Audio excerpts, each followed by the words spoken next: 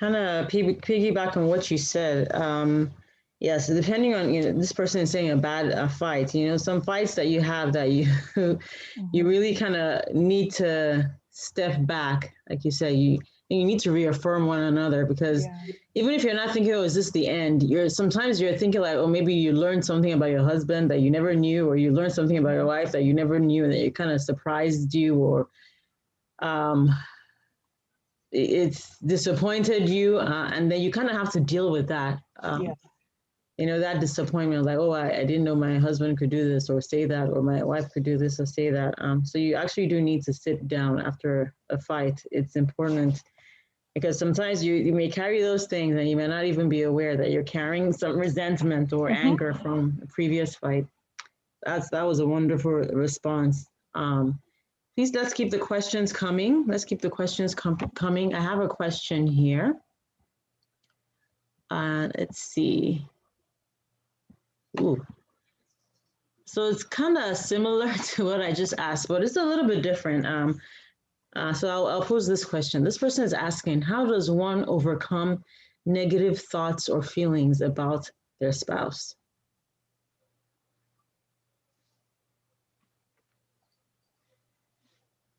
Nikki, you want to take a stab at this?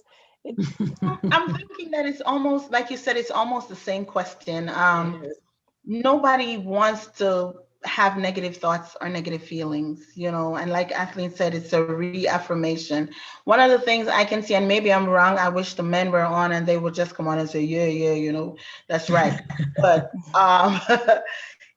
you women are more verbal, and sometimes we want to get our points across, and we want to be heard, and we have something on our chest or on our heart, and we want our partners to know that, hey, this is how I feel, this is what's going on. Men don't really like conflict like that, they tend to, and I'm just saying, and I wish they'll come on and be like, yeah, they tend to shy away from conflicts.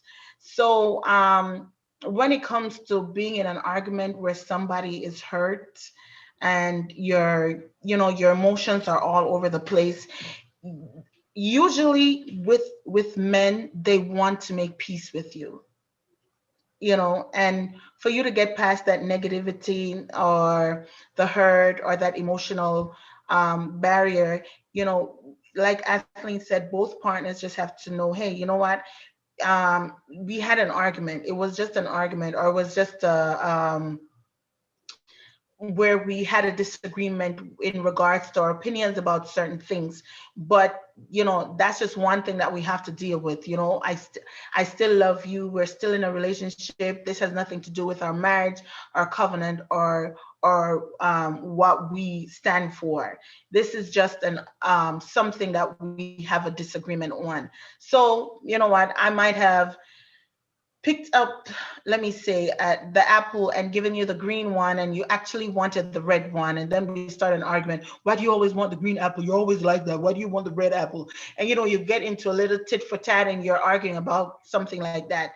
That should not be used as a point of, what, I'm just leaving, and we just don't need to be together or whatever. It's just an argument. You're arguing about that, you deal with it, like mature adults. And like Kathleen said, you find out why you were arguing, and you get to the point where you can say, you know what, this was what happened, using those words like, you know what, I am sorry, I didn't mean for us to reach to that point where I'm saying what I'm saying. And speaking other words of affirmation. Hey, you know what, I still love you. Sorry that we had such a big fight. That's not what we want. And just dealing with it on that level, to and kind of move past that part of it. and communication is a big aspect too. Like you have to figure out why it is that you feel that way about your spouse. Like it like yeah, it must have stemmed from a previous fight, or at a time when you felt deceived, but you can communicate with your spouse. I'm a big stickler for communication. Like you could, at a time when it's peaceful, and you can have an amiable communication conversation, say, I Hmm. maybe bring it up to them. This is how, when you said this, this is how it made me feel. And this is how I think about you.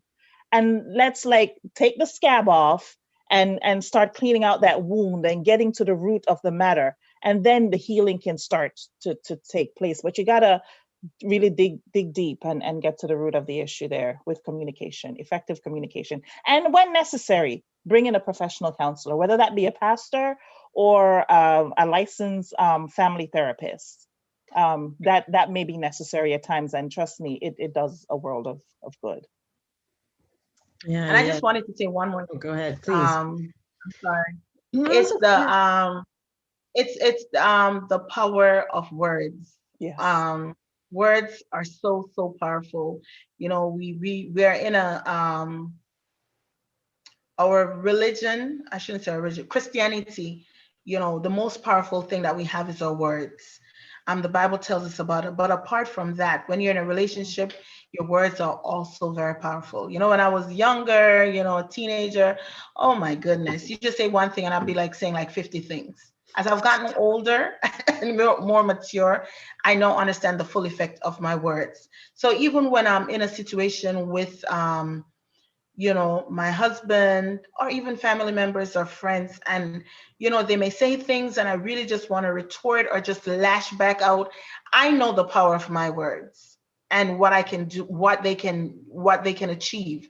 So before, even if I get to that point where I'm very angry sometimes, which happens, I kind of just, you know, just wait a little bit, you know, like the Bible tells you, just wait, just be patient, watch what you're saying, remember, you know, that even before I open up my mouth, how are my words going to affect this person that's standing in front of me and what I'm going to say? Because once you say those words, you can never get them back. I don't care how much you apologize.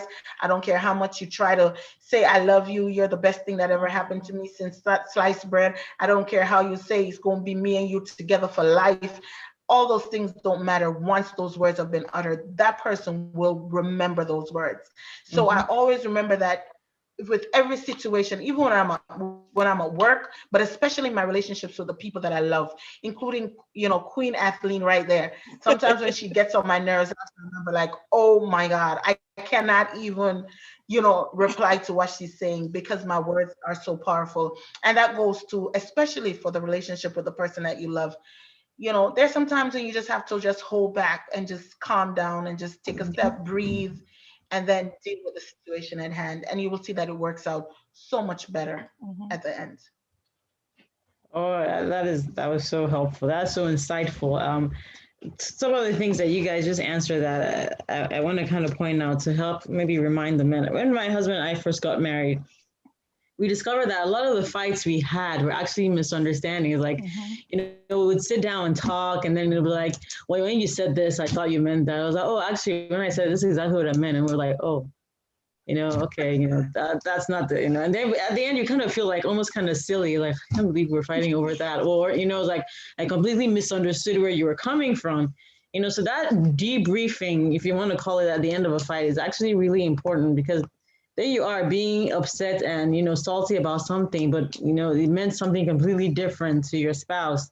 And really that you didn't really have, there was no reason for you to be upset in the first place. Absolutely. The other thing that Nikki O said that is just kind of almost like I don't even know if it was like a light went up in my head, was, you know, that there are some things you can't take back, which is why you have to be so careful what you say.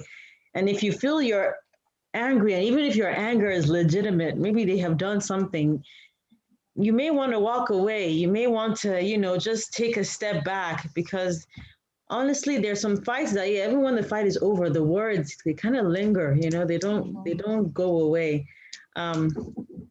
So that was one thing that got me. You know, if you know that anger is getting unhinged and you're about to say something, even if it's true, there's some things that you say and you just can't take back. Something to keep in mind. I love that point. Here's another question. We still have them. This person says, and I appreciate this person for being honest. There's nothing is TMI. So this is the person's question. This might be TMI, or too much information, but lately my sex drive is completely is in caps, different from my wife's. When I'm ready, she's uninterested.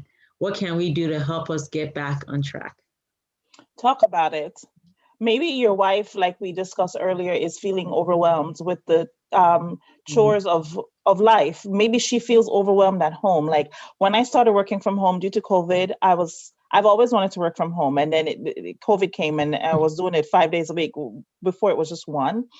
But then I was just like, oh God, let me go to the office, because now, I'm working and then I'm trying to cook. I'm working and I'm cleaning. I'm working and I'm washing. And then, I have a husband, and sometimes he forget. I'm like, babe, I'm working, I'm at work. what's for breakfast? What's for lunch? And at the end of the day, I was more tired than when I went to work.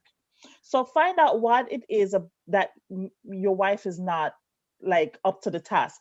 Maybe she's harboring some resentment. Sometimes women, you can't get them to physically perform if they've been wounded by words that we just talked about, or she felt wronged in one way or the other, or maybe she needs help at home. Maybe help her out with some of the chores so she can get upstairs and get dressed and for the show later on. But you need to find out what the root issue is. Mm. Yeah, and I just wanted to put in my 2 cents here too. So we didn't get a lot from the question. He just said that Yeah. both of them are not on the same vibe. Is that what he said? Yes. So he's like, when he's ready, she's not. And he Right. feels like it's just different now. Yeah. They need to talk Right. about So it. so that could be two things, physical and emotional. Physical in the sense that or some persons are like persons who like to, they can stay up all day. Some people can stay up all night. They have different schedules, different routine. So if you have something like that and it's just a physical thing where, you know what, hey, at this time in the day, I'm ready, and at this time in the evening, he's ready, then you just have to find a mutual ground for that if it's a physical thing. If it's an emotional thing, like Athlene said, then it's something that has to be talked about, and you both have to find out, what's causing us not to be on the same page. When before, we used to always want to have sex and we used to be intimate with each other and it wasn't a problem. And some people might not be open about it, and I'm guessing one of the partners might not be open or might not be as honest as they need to. So that's when we have to use other things, like I'm going to say like subjective, like just paying attention to your partner, trying to, study them a little bit and just see what's different, what has changed, so that, both of you can get to that place where you're like, okay, now I see. Okay, like Athlene was saying, oh, so she's usually a bit more tired in the morning, so maybe let's try for afternoon. Or, you know what, oh, she's sleeping a little bit longer, let me see if maybe early in the morning, or, just something. But just talking about it and trying to figure each other out, and come to that place where you're back to where you used to be. Since we don't have a lot of Someone posted a question here about intimacy being on schedule. Yes. I was just about to get there. Did you want to say anything about it? We said that sex isn't only for procreation; it's also for pleasure and also for relaxation. And I think if you put it on schedule, it goes back to that same, I think, to me anyway, analogy of, okay, I'm ovulating, let's go. You kind of take the fun out of it. So it's like, okay, Wednesday at 7 p.m. sex, like it's kind of nice. Yes, okay, if you're going to plan like a nice romantic evening and leading up to it, but it's nice to be spontaneous. I mean, maybe sometimes some schedule, but really it can't be like sticking to the schedule. No, let it be spontaneous. Because your body reacts differently. I mean, like, who wants to be sitting down and be like, oop, let me wait until Monday. Oop, no. I mean, you this is your partner. This is your covenant partner. Why am I going to schedule? I'm not scheduling nothing. It should not be scheduled for me. But like Athlene said, if you want to schedule a date night and, maybe wait until the end of the day. And for some people it works. Like we were talking about earlier, you having you're building up to that moment. So maybe, during the day, you kind of like, you're sending the sexting, like, which is texting and sending some hot information. You're getting yourself together, getting dressed and everything. So you can say, you know what? Okay, hubby's going to be on my 8. I know maybe when he comes in, he's maybe going to want some, but no, we're going to do 9 because I want us to get dressed, set the tub and do some other little things. And then that's a scheduled thing. But if you're married folks, I don't know why you need to schedule your time with your spouse. That's just me. I don't see why. And this is for a busy spouse. Your marriage should be your priority. You should never be so busy that you don't have time for your marriage, because then you're being counterproductive to this union that God put you in. Yeah. So that yeah. You see, and I think the other thing to add about that is that, if you schedule something, like they said, and God forbid, Monday comes around and something happens, there's going to be a lot of disappointment and anger and resentment. Exactly. You're gonna be in trouble. Oh gosh, then you're going to There'll be a disgruntled husband or wife, boy. Somebody will go postal. A couple more questions here. I see someone responded, and I'm assuming, unfortunately, I didn't see this response immediately came in, but I think it was talking about, the debriefing after argument. And someone responded, that is what we try to do, but you women always want to talk about it immediately. That's true. That's true. That's not true. That's not true for me. For me, like when I'm like after an argument or whatever, I have to sit back and just take. I'm very patient when it comes to stuff like that. Athlene isn't, so I can sit back and just wait. I mean, like for me, I'm so patient. I can wait till the next day.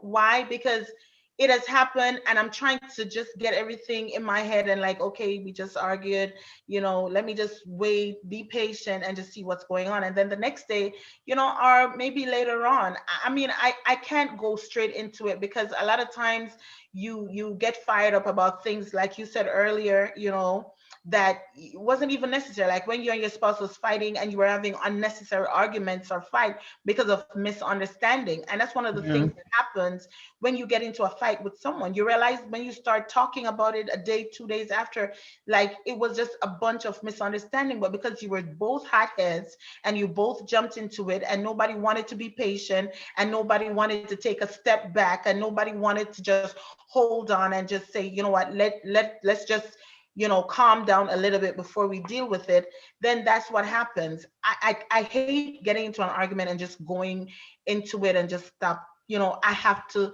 wait.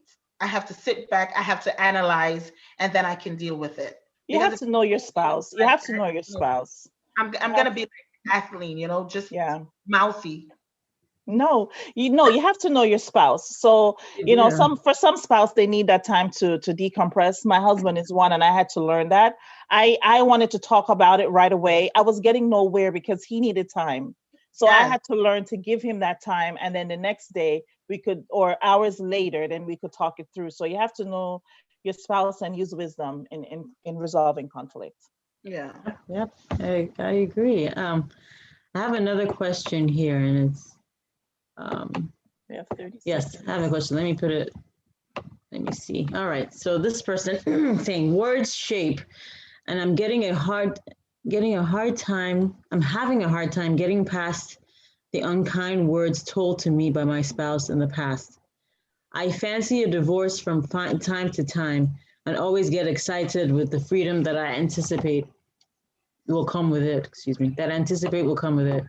How do I get back on track with my spouse and marriage? Oh, this is from a lady. Okay. Well, the grass isn't always green on the other side, and this needs a lot of prayer and intervention. Like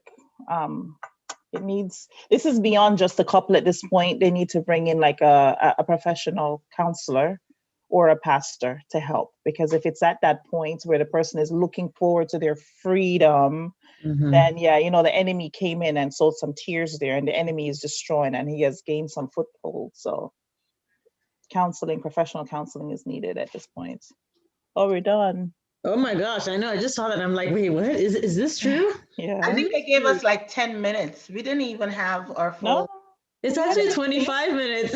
Really? No, I was means- looking that at means we were having fun. and it wasn't. It wasn't? Okay. No. So Huh. we gotta close or Let me what? see if I can figure this out real quick. The timer was like 11 minutes or so. No, you saw it at 11 minutes. It was more than that. No, I was looking at it since we got on. Interesting. I am not in charge of the breakout session, so I honestly don't really know. I think we got in right about 35-ish, actually. Yeah, it said 25 minutes. The app timed it. It said 25 minutes breakout room is Yes. over. So do we Yeah. close out? I guess we close out. So I we guess you'll can. bring We us do. back in to We can leave ourselves, I think. Yes, You you can can. hit close and leave. It go yourselves back to the out. main. Yeah. It's up to you.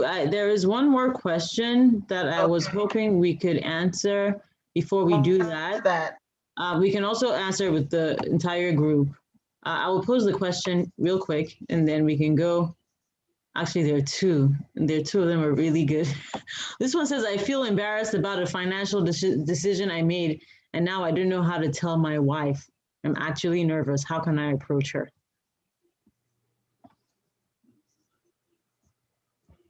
Man, you just have to be honest. Yeah. You pray about it, and then you just ask God for wisdom to just, let her know. Honesty is always good, and you have to be open in your relationship with your partner. So, and we all make mistakes. I mean,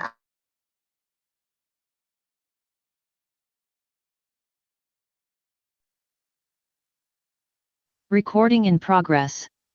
All right. It appears that we got kicked out of the meeting room already. Yeah, we got kicked out. I was Well, gonna add 5 more minutes to it, Yeah. but I didn't get to it. Somebody was sharing something. Let me see. Let me see if I can send you guys back. I want to know what they talked about. What? No, we can have, stay like- here. We We can can stay here. Yeah, I Yeah, want we to can know stay. what the ladies are talking about. Right, and I do apologize. I thought I extended it on this side. It must be the men that got the extension. Yeah, the women didn't get the extension. Even more so. Now I'm even more curious. No, we got kicked out. Okay. All right. Well, let me go to the other room then. We can keep talking. Is everybody here though from the women's group? Is everybody here? I see quite a number of people. We have 39 people here. 39. Okay. All right. I see. Let me double check. It appears that most of the men, just the women. All right. Oh, some men are here, right? Yeah, I see some guys. Okay. It looks like everyone is here. Okay, and so I was going to give you a heads up earlier that 25 minutes up, can I add 5 more minutes? But the system pushed everybody back in here. But I think that we can actually continue with the open, the joint session. Yes, I agree. FYI, on the ladies, the sunshine section, there was a question or discussion going on. So maybe the Shago can pick up from there, just to kind of like kick us off on this with this joint session. Thank you. Okay, that's fine. Yeah, I think there was.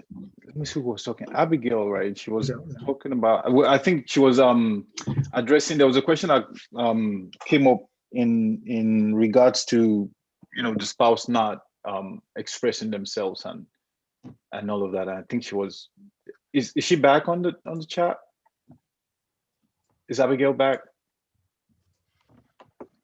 I am looking. No, she's probably no. Yeah, I can touch on it for a bit. Yes, it looks like she is on. Yeah, she's on. Abigail, did you want to continue your point, or you're good? I'm gonna ask you to unmute here. Okay. Does it work? Yeah. Okay. I think she's still on mute. I don't know if I can unmute her myself. No. Okay. Okay, let me try on my end, see if I can unmute her. Yeah. Maybe that. Abigail, right? Ask her. Yeah. Yep. If she doesn't That's not that big of anymore. What's happening? Hi, Oh, there you go. Okay. How are you? Oh, hi, Yeah. I'm Abigail. I was invited by my sister Irene. I'm really enjoying the conversation, as you can see. No, someone had asked a question about, understanding whether, what it meant if their spouse, husband particularly, wasn't being expressing emotions. And I was just talking about an example in my own marriage, young in my marriage, on how at least in what I realize is that we have to be careful not to project our insecurities, maybe from past relationships or situations, onto our current marriage. And I feel like in our early marriages, that's what I was doing. I was speaking on the fact that, if we had an argument, my insecurity was that, our marriage would just end, or, I come from a product of divorce. So I think in the beginning, my mindset was, if anything happens to shake this, we could possibly go into that direction. And it wasn't until we got further into my marriage and that my husband, in that situation confirmed that we're not getting divorced, like that I now had more confidence, and I learned not to project that insecurity on him in our conversations. And I was saying that to just say that sometimes, as we observe one another in our marriages and how we communicate differently from maybe what we are used to, it kind of can give us a better sense of how to communicate better. With him, I was speaking on that, my husband likes to remove himself from conversations, and I saw that as he was escaping or running away, when actually that's just how he processed, what was happening. And I was the type of person that, I needed to deal with the situation now. We don't go to bed angry. We have to talk about it. And, with those two differences, at first it was just a lot of clashing until I realized, okay, let me give him time. And I realized as I gave him more time, I'm sorry, am I talking too much? Oh, no, please go. No, go ahead. Go ahead. No, I was saying, like, as I gave him more time and space, and he realized that I like to talk about things right away, he started to come back sooner. Like, where if he needed like a whole day to kind of process like the conversation, it would become shorter and shorter. And we kind of basically understood how we communicated and how we needed to work through conversations, disagreements, and things of that nature. So I was bringing it up to just maybe help that sister to say that maybe there's a way that he communicates where it doesn't seem like he's expressing his feelings, but it just maybe look differently. And then also just to think about, again, the things that I think we all fall prey to, which is projection, of insecurities or different things of that nature. So that was it. That was a good point. And I mean, so for me, I think sometimes we have this it's a wrong perception that so marriage and salvation are two different things. God instituted both, but so salvation is, if any man is in Christ, is a new creature. All things are past, right? But marriage is not a saving tool. So whatever emotional component that person comes in with, that's what they come in with until they first adapt before they change. So I mean, on the extreme, so say for instance, if she cussed you out the day before your wedding, she'll cuss you out the day after your wedding. Yeah. If he punched you in the face the day before your wedding, he will punch you in the face after your wedding. So it's not like when you jump that broom, people's emotional component and the way they are, the way they've been programmed changes. It doesn't change. And so, but now that way may have been okay for that person as a single person, but now that they enter into marriage and I find out that, okay, this behavior may not bring the best out of this relationship, then with maturity comes adaptation. People adapt first before they change. And I think what we're trying to say is before you jump the rails on issues like that, you kind of have to give time and patience to understand how people behave and how they react to certain things, how they process certain things. And then you now kind of have to navigate alongside until that person kind of is won over, for them to see the need for them to express, because I'm like that. I've been married for a while and I'm still like that. There's some days when I don't want to share. It's not like I don't trust you, but I just, can I have this thought for myself? And we kind of get into this argument of that's not a trusting relationship. But in my mind, I'm like, but right now I'm not thinking of anything to harm you, to hurt you. I'm not thinking of going anywhere, going away, but I just need my me time. So, but maybe after a couple days, then I bring out whatever it is I was talking about. And I bring it out in a very informal fashion that is even more upsetting to her, because my wife is a kind of, when we say let's share, it's like going on a date. And I'm not like that. I can drop a feeling while I'm washing a plate. I don't like prepare for emotional sharing, if I could use that. I don't like, oh, make dinner or candlelight, then, oh, let's express ourselves emotionally. I could be working and I'll just say something that I'm feeling, but she's a kind of it has to be, it has to be a special moment. So, and we clash like that all the time, but I think she's kind of accepted me in a bit that this is just how you are. And I also now make effort to not, because she's accepted who I am, not to take advantage of that. So sometimes I try, that's the word. I try to do the emotional sharing, like all the, but it doesn't work all the time, but at least I give it an effort. So sometimes you just got to be patient and wait it out sometimes. Yep.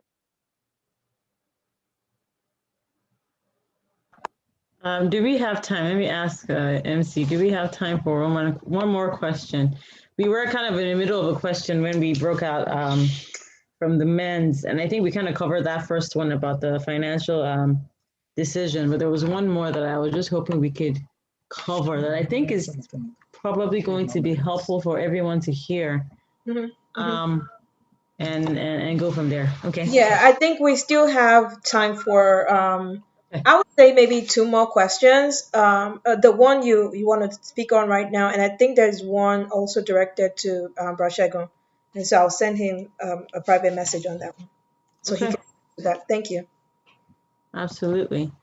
All right. So this is, I believe this is coming from a man. Yes, it is. Anyways, so please, can a woman expatiate on what it means when you say men submit to their wives? As an African man, when they say a woman submit to their husband, there are some expectations, but it's not commonly said that men submit. So it's hard to visualize what the expectations are. I hope you can help. Thanks. And this submission thing is going to put people in trouble, man. This is going to get people in a lot of trouble. The word. So what is submission? I mean, can we just even throw it out there? Yeah. What is submission? If you hear the word submission, what do you guys think? What is submission?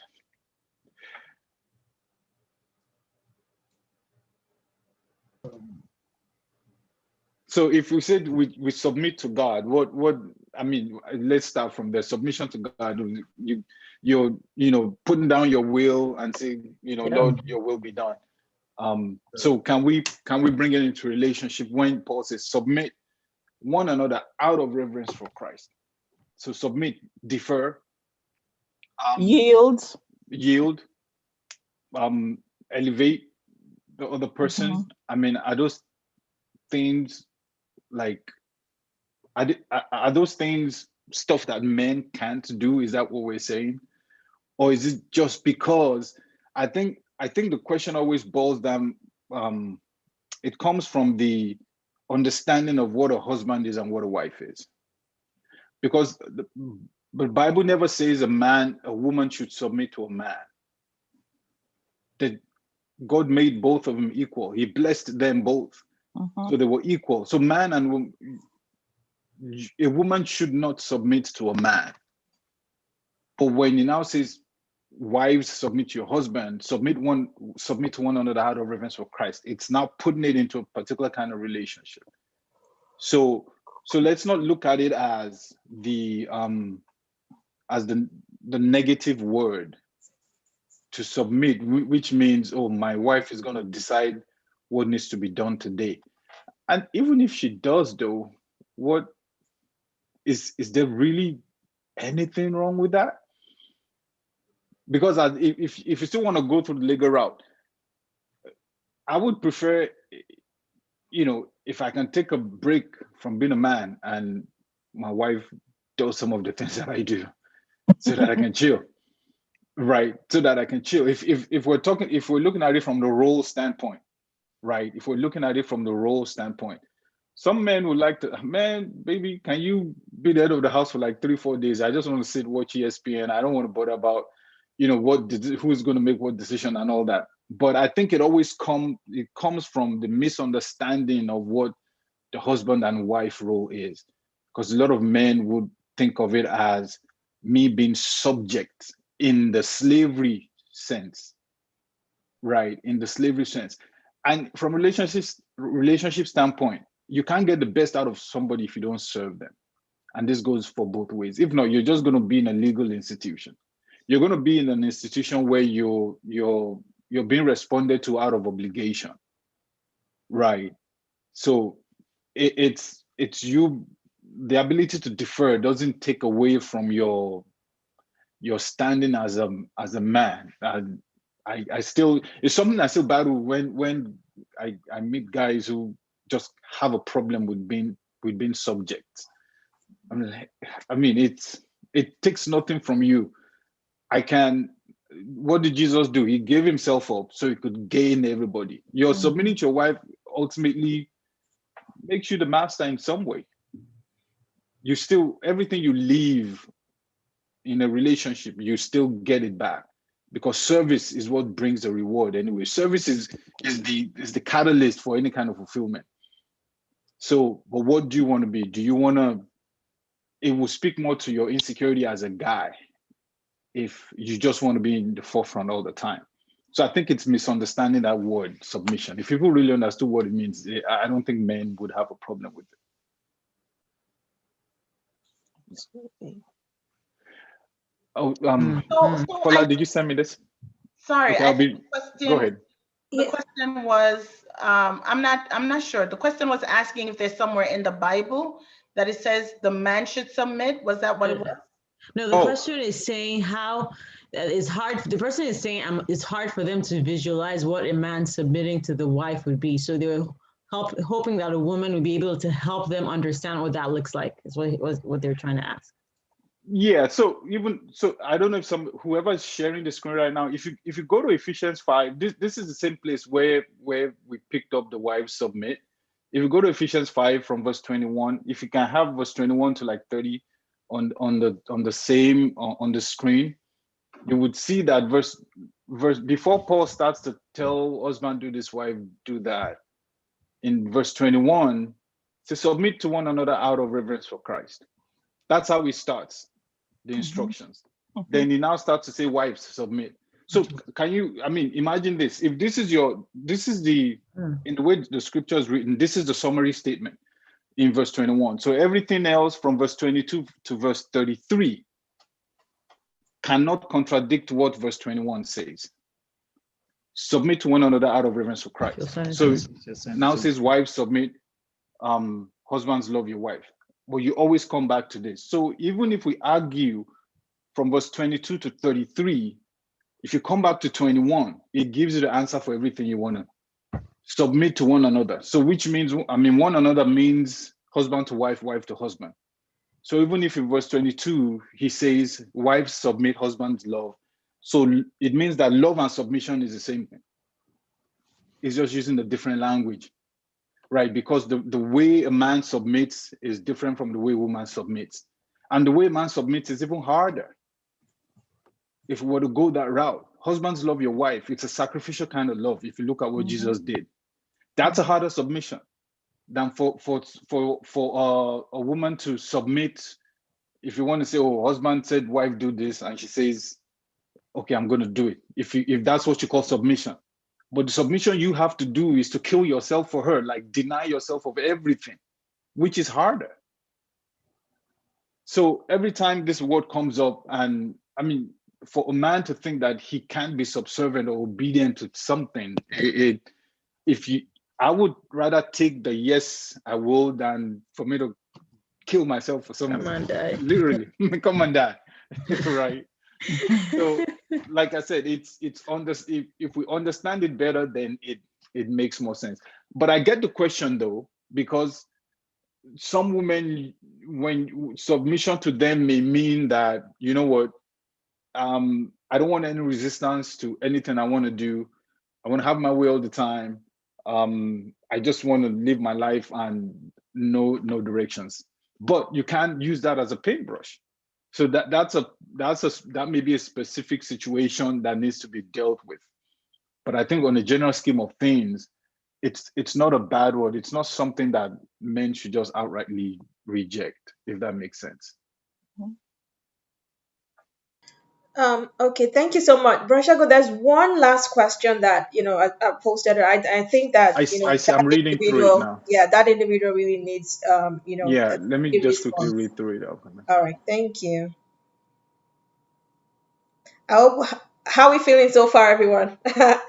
I hope we're still in it. I hope so. Before we answer that, Nikki O, Queen Athlene, do you guys have anything to add to what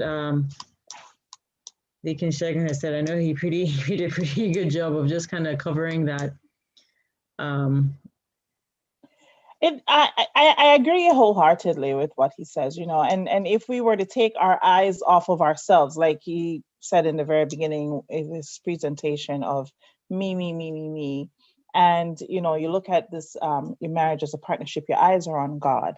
And what would Jesus have you do in any given moment? If there's an issue at hand, are you going to say, because I'm the man, I'm going to have the final say? Or no, it's my turn now as a woman. It's my say now. It's like, what would the Holy Spirit have us to do here? Let us submit, yield my desire to the desire for the greater good of this union. So it's submitting to one another. Okay, your idea may be great here at this time, or next time it could be yours, or maybe you just need to go pray about some great ideas to come up with. But it's about honoring Christ in all that you do and in all that you say. And when you look at it that way, then definitely it's easy to submit to one another. It's not a thing of inferiority, superiority, authority. It's all about Christ, already. Yeah. All right, let me read this one. So I can talk a little bit about it. Since I found myself in a state where I have lost some, if not all, emotional feelings towards my spouse. I know there's still something in me, but somewhere but it's difficult to pull it out. I'm at a state of indifference right now, and it feels like my spouse and I now live like roommates versus being emotional and romantic.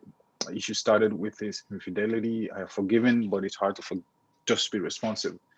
How can I renew the love, trust, emotions, and romance in my relationship? Any advice would be helpful, as I know that divorce is not an option. Thank you. Yeah, this is this you can't give one answer to this. And what I will first say is, and I know it will sound crazy, but when you say divorce is not an option, you have to be careful not to imprison yourself. I think that's the first thing. I think that's the first thing I would first tell you, that the worst thing you can do to yourself is put yourself in a prison. I'm not saying walk out of your marriage, but be careful to say things like that. You've forgiven him, but maybe you've not really dealt with the hurt that you're feeling. Have you forgiven yourself? Because you probably feel bad about yourself right now, because you probably feel you've been cheated. You probably feel, you let your guard down or whatever. You are probably going through a lot of negative emotions yourself. And I think before you can see clearly to be able to deal with a spouse, you have to kind of save yourself first from the emotions that you're going through. And I think we talked about it like 2-3 questions ago. People offend you, but you're the one who has to deal with the majority of the impact of the offense. Because what's the best that an offender can give is to say, okay, I'm sorry, it won't happen again. But then you now walk away carrying this boatload of guilt, and you now have to deal with it. And I'm not sure if you've taken time to deal with it. I'm not sure if you've taken time to offload, because it looks like you're putting a lot on yourself. When I read, how can I renew it? How can I trust? How can I restore the emotions and romance in the relationship? This is a lot to ask yourself. It really is a lot. And I don't think you can. There's nothing you can do from a human standpoint. There's just, I mean, what do you want to do? You're putting too much on yourself. So I would, I would say first step is forgiving yourself, and you may not be able to do that by yourself. And this is where I always recommend people to reach out to counselors. It may sound cruel, but I would say just forget about him for the moment. Right now, you're still in the marriage. You've not walked out, right? So you're still there. So forget about him for a moment, and you get some healing, because that, I mean, it's so let's even say if the romance returned, if the emotions return, those are things that can be plastered to any relationship, especially after things like this. You can plaster it. You can plaster it, and for a moment you're going to be happy, like, oh, everything is well. But if you're not well on the inside, after a while you're going to get back to this point. So I really think you are at a place, you're at a road, at a point where you need to talk to somebody, a Christian counselor, to kind of walk you through your emotions, what you're going through, get your healing. Then you have clarity of vision to deal with the relationship itself. I think that's what I would recommend. Yeah. Is that the last question? Do we see anything else? Or that's it? Oh, Athlene, Nikki, do you guys have anything to add to that? Yes. Yeah, we talked about this in our breakout session too, and and that's pretty much what I said, that at this point you do need professional Christian counseling to come in to go to the root of what happened, because sometimes issue of infidelity or something like that, it's hard to heal if the partner who offended, who did the cheating, let's say, doesn't admit to it or denies it. So then the other person doesn't have room to heal. There's no closure, because they may have found out, but you're denying it. So you're not allowing that person space to heal, and they may want that. However, this is where a counselor can come in, and like you said, you may have to go to counseling alone to deal with those emotions, to excavate the root of what's causing such deep pain, and hopefully, heal the marriage. But definitely it's not something that can be dealt with or should be dealt with alone. This is where you need community in the sense of a licensed professional Christian counselor or pastor that can help here. But definitely you need that help professionally. Yeah, and just start by just forgive yourself. It's hard, but Yeah. I know everybody's guilty of that. We just we take very long to forgive ourselves. Mm-hmm. It's and even if you've been offended, because a lot of times when you're offended, you feel very stupid. Like, how did I ever trust? Mm-hmm. Right? How did I ever? And you may brush off that thought, but that's the thought that becomes a building block of bitterness. And even after this person may have walked out of your life for God knows how long, but you're still at that spot. Like, how could I ever let this happen to me and all of that? So I think that's where we need to kind of start. And I pray God will just bring in some semblance of peace, but Yes. internally first. Internally. Yeah. before the external. Yeah. All right, anything else? Are we good? Right. Thank you very, very, very much. We really kind of far spent on our time, but I think it was definitely worthwhile. You agree? Um, and we're just going to try and wrap up the sessions. I will try to do that. I'm sure Deji has his notes here, just by pulling out some of the things that we discussed today that I think I want to kind of help remind us of, so that, you know, sometimes we hear things and we forget. Hopefully you took notes. If you didn't, hopefully some of these words will stick with you. And hopefully this is not just time spent, you know, without being productive. I don't think it is. So I hope we can get the best out of this. Some of the things that I put down here, and I'm just going to read through some things really quickly. Rather than asking who gets what first, your question should be, what does the relationship need? That came from the very beginning of our session here. And your relationship becomes the focus, as opposed to, you know, yourself, which usually naturally you're at the center of those questions. And then we talked about Ephesians 5 and how, you know, submitting to one another is the benchmark. And from there flows, you know, how each person is meant to submit. So we should always return, you know, to that, submit to one another. We talked extensively about submission, so I'm just going to move on.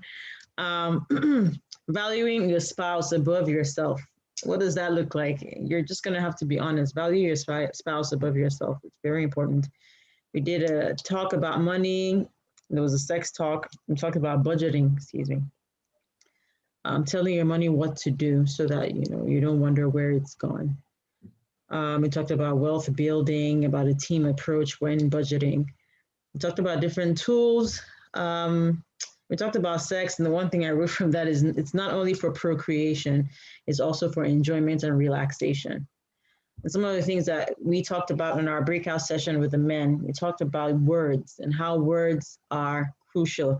A lot of us here are believers, and we know that even the whole world as we see it came to existence by the word of God's power. It's by the word of God. And so for us as believers, our words are potent. There are some things that you cannot take back. So we need to be wise with how we use our words. In our anger, we have to decide what's best to do. The Bible tells us that the anger of man does not bring the righteousness of God. So your anger cannot produce righteous fruit. You have to be careful. Once you feel anger, you need to decide whether it's to walk away or whatever, or just be silent, whatever the case may be. When you value your relationship, then you realize that you can't just let anger take a hold. And I don't want to keep going. What about you? So basically, some of the questions we dealt with in our session with the women, dealing with the finance. There was a question about if it's necessary or compulsory to have a joint account. We, of course, every family, every home, every partnership is different. And I mean, while it will be great and everybody has their own reasons behind not wanting to have like a pool of money or whatever the case may be, every couple has to have a conversation as to how the finances will be managed. You can't just walk into a relationship like, oh, I'm going to have my account here, you're going to have an account there. There has to be some collaboration and discussion on how to manage the finances of the family. And each couple will just decide what works best for them. The question about overcoming negative thoughts about a spouse, the first thing to do is to pray about it. You just, I mean, some things that's just burned deep into you.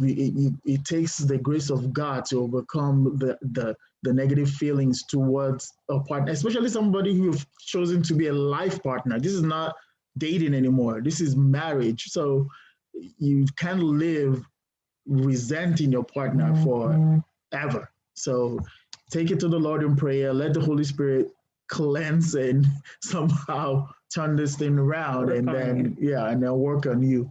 And then talking about men who appear not to want to talk about emotions or want to express emotions.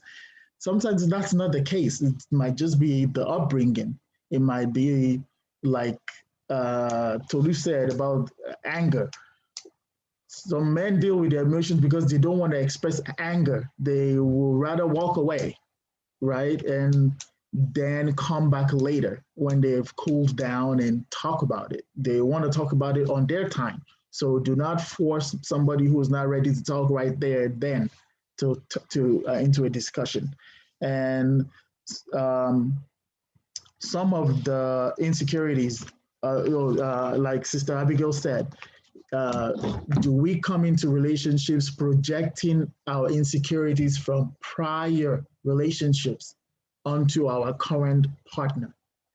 So is that causing problems in our relationship? So that's things we need to be mindful of, as far as being a young couple and trying to grow together in a fairly new marriage. So those are some of the things we talked about in our session, and hopefully these things will come together and at least we kind of see how each, like a man's mind works versus the women's, and just it's a matter of communication. All it boils down to is a matter of communication. And what, like the saying goes, a family that prays together stays together. We need to pray together. We need to come together, talk. We need to talk. I'm not a big talker, I have to say. Hey, I'm not a big talker. I mean, I have to put it out there, but I think I write better than I talk, and Christy will probably attest to that. I write better than I talk. So sometimes, like when we're having situations, I do better with like putting my emotion on paper or on a text, and rather than, because I'm one of the type that doesn't like to yell or whatever. So I'll rather walk away and then come back later and talk about it when, you know. So.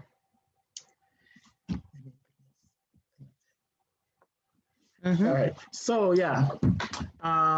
And as far as people who joined from other platforms, if you're seeking additional help, for example, if you need counseling, Solomon Sports Worship Center definitely has a great mentoring and counseling. Our pastors are there to help. The phone number to the church is 301 776 0000, 4 zeros. So it's 301 776 0000. Please call, try to schedule an appointment with one of the pastors, and they will be glad to help. In discussing and navigating all these tough relationship questions. I mean, we definitely have great mentors, and we took advantage of Dr. Nwagwu and Sister Pat and Brother Lokwachi. Those are our mentors.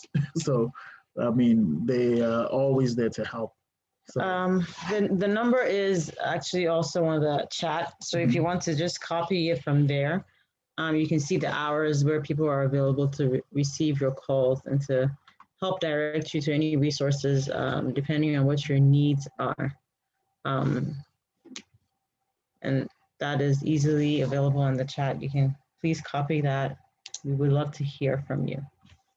And at this point, we would like to, hand things over back to our MC to help us wrap up for the evening. I know we've all had a wonderful night.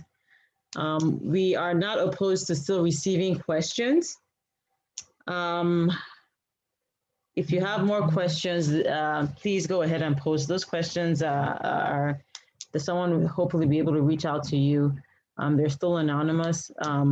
We may not cover them today, maybe tomorrow. I'm not making any promises, but please let us know. And I think we can also post the email address. If we can't put it up on the screen, we can maybe put it on the chat as well. So the email address is also available to reach out to the church. EMC Sisfola, over to you.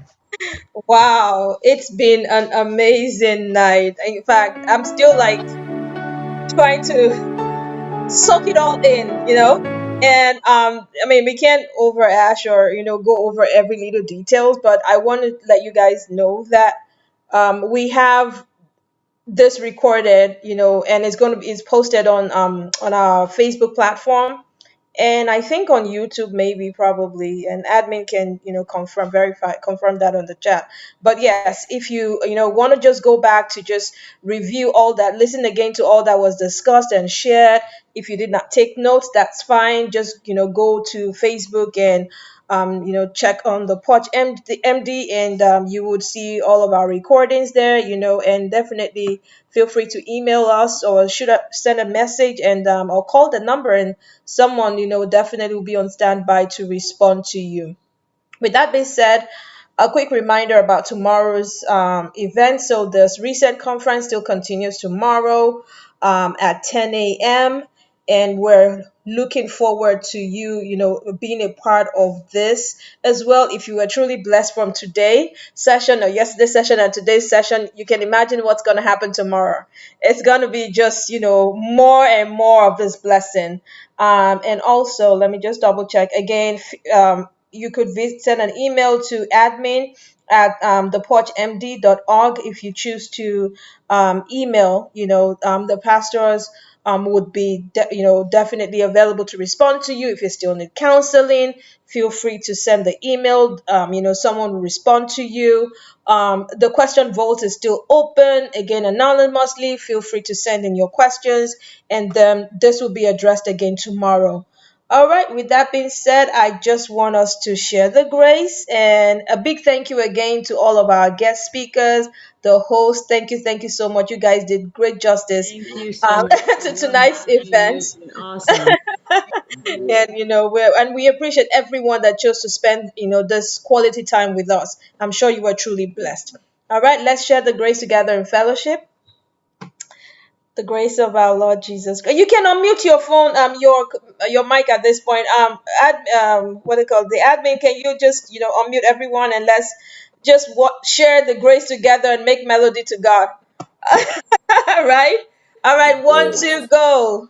The The grace of grace our of the Grace Lord of Lord our Jesus Lord Jesus Jesus Christ, Christ, Christ, the love of The love love God, of of God, God, sweet and the fellowship sweet sweet of the fellowship fellowship of of the Holy the Holy Holy Spirit Spirit Spirit, be with us be with be now us us now now and and and forevermore. forevermore. forevermore. Amen.